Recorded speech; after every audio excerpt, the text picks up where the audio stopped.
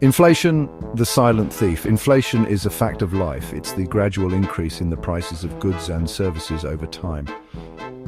Think about it like this. A loaf of bread that cost $2 last year might cost $2.10 this year. That's inflation at work. A little inflation is normal and even healthy for a growing economy. But when inflation gets too high, it becomes a problem. It erodes the value of our hard-earned money. What we could buy for $100 last year might cost $110 or more this year. This means our money doesn't go as far, and we have to make tough choices about our spending. Inflation can be especially tough on people with fixed incomes, like retirees. Their income stays the same, but their expenses keep going up. Understanding inflation is the first step in protecting ourselves from its negative effects. In recent years, we've seen some significant economic events that have pushed inflation higher than usual. The COVID-19 pandemic, for example, led to supply chain disruptions and increased demand for goods, both of which can drive up prices. The war in Ukraine also had a major impact, particularly on energy and food prices. Beyond these global events, there are other factors at play. Shelter costs, which make up a significant portion of most household budgets, have been steadily rising. Food prices have also increased, putting a strain on families trying to put meals on the table. In short, a perfect storm of factors has come together to create the current inflationary environment.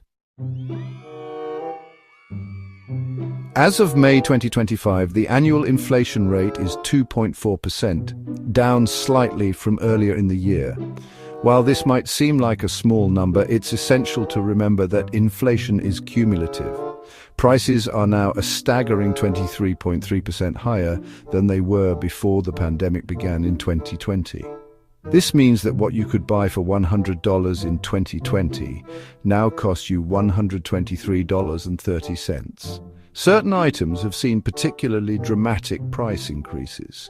For example, the price of eggs has skyrocketed by over 146% since February 2020, while some prices have come down. Smartphones, for instance, are now almost 60% cheaper. The overall cost of living remains high. In an effort to combat inflation, the Bank of England has been gradually increasing interest rates. Higher interest rates make it more expensive to borrow money, which can slow down spending and, in turn, inflation. While this is ultimately a good thing for getting inflation under control, it also means that borrowing money for things like mortgages, car loans, and credit cards is more expensive. On the flip side, higher interest rates mean that savers are now earning more interest on their deposits. This can be a small silver lining in an otherwise challenging economic climate. The Bank of England expects inflation to rise slightly in the coming months before falling back to the target rate of 2%. Section 5, Taming the Inflation Beast, Budgeting and Saving. So how can we protect ourselves financially during times of high inflation? The first step is to take control of our spending. Creating a budget is essential. Track your income and expenses carefully so you know where your money is going. Identify areas where you can cut back on non-essential spending. Next, prioritize saving. With interest rates on the rise, now is a good time to shop around for high-yield savings accounts and certificates of deposit or CDs. These accounts offer a higher return on your savings compared to traditional savings accounts. Having a healthy emergency fund is crucial. Aim to have 3 to 6 months' worth of living expenses saved in a readily accessible account. This will provide a financial cushion in case of unexpected events.